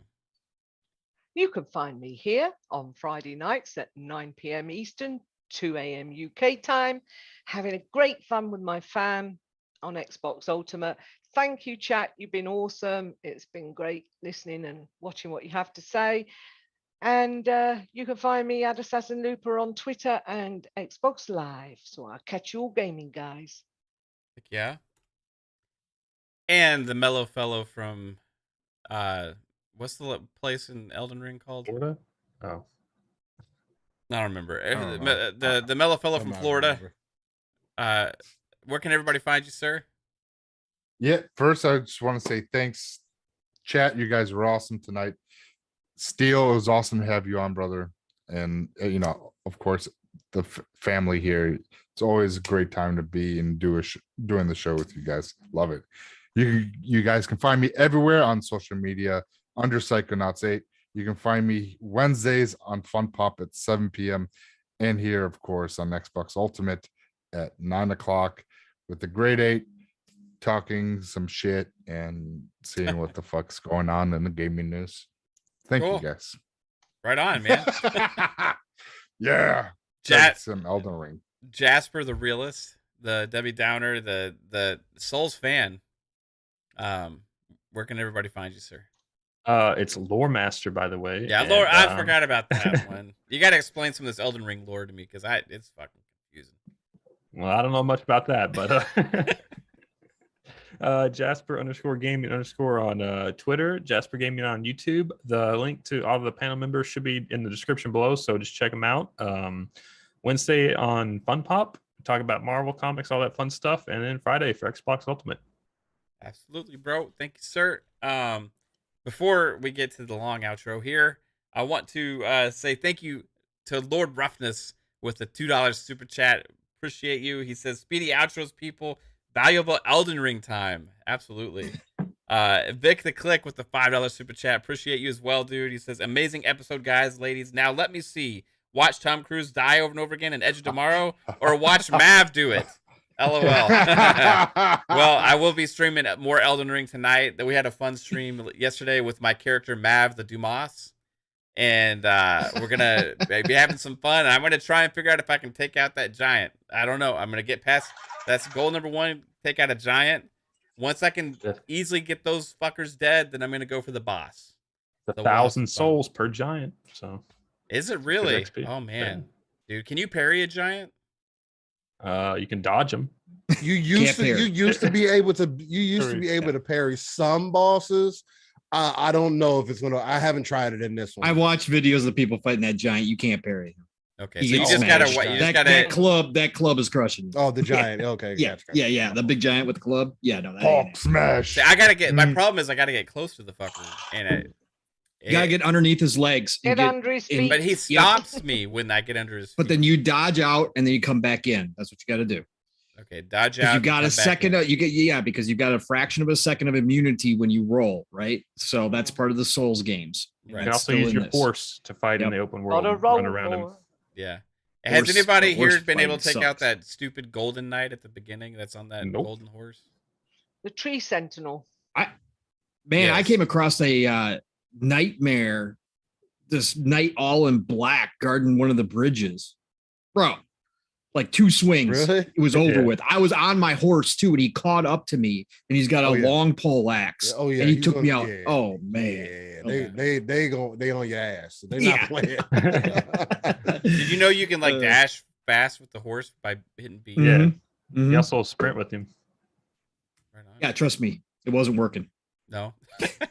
Right on. No. Some of the enemies don't care.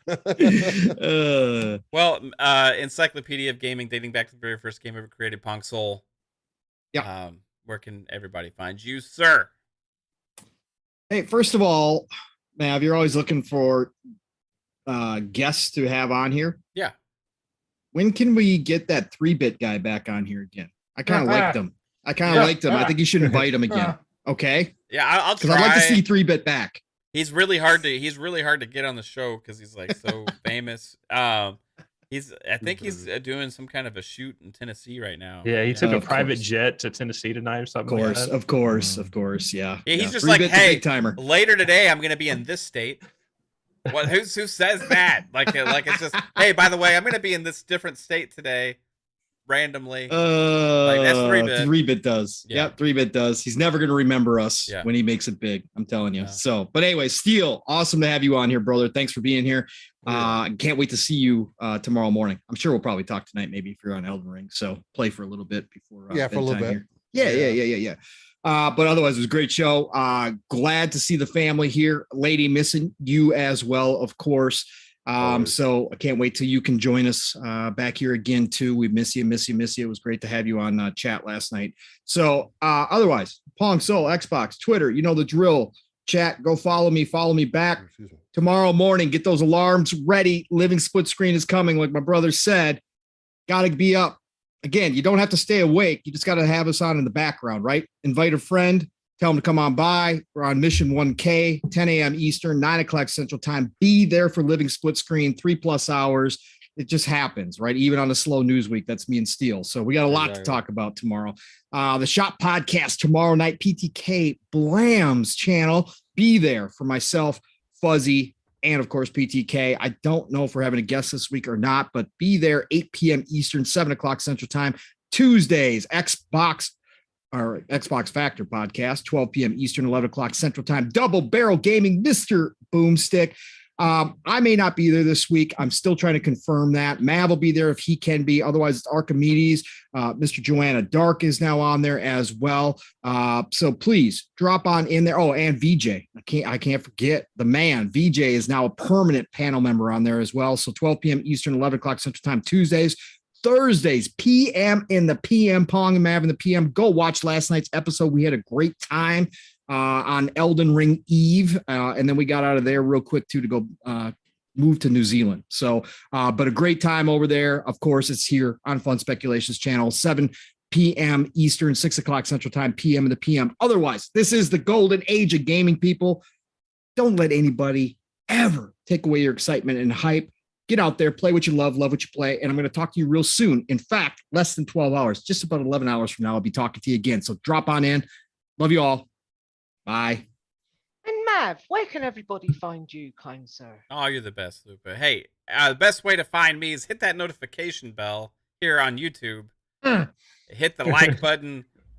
Share to your friends, because I'll be live randomly all the time. And also, we have lots of shows that we go live with every night, pretty much, on this channel. So thank you all for tuning in to Xbox Ultimate. See you guys tomorrow for FSP at 7 p.m. Eastern. We were not able to do the show last week. It'll be coming to you tomorrow, 7 p.m. Eastern time. And follow me on Twitter at Fun Speculation, where you can also find out when we go live and all the updates for the channel and more. So appreciate you all. You rock. Love you, chat. You are Super amazing chat. people. Oh, hey, Lord Ruffness with $2 super chat. He says, real quick, what button summons the mount? You have to have it equipped in your pouch, and you hold X. Y and then select wherever you have it in your pouch, up, down, left, or right on the D-pad. So Looks like a this little is- ring in your inventory. Yeah. No, I just go to it, press down on the D-pad till I get to it, and press X. Oh, Boom. well, you can do it that way too. Also, FSP is at 6 Eastern, isn't it? Not 7? Wait, oh yeah. 6 Eastern. Thanks, Jasper. Yeah, FSP is at 6 p.m. Eastern, everybody. Don't listen to me. I don't know shit. But I'm going to go die a lot. I hope you can enjoy the show. I mean, the stream, everybody, when I die. I know you're going to love it. Bye. Have a good one. Bye. Good night, all. Catch you all Good night. gaming. Have fun. Bye.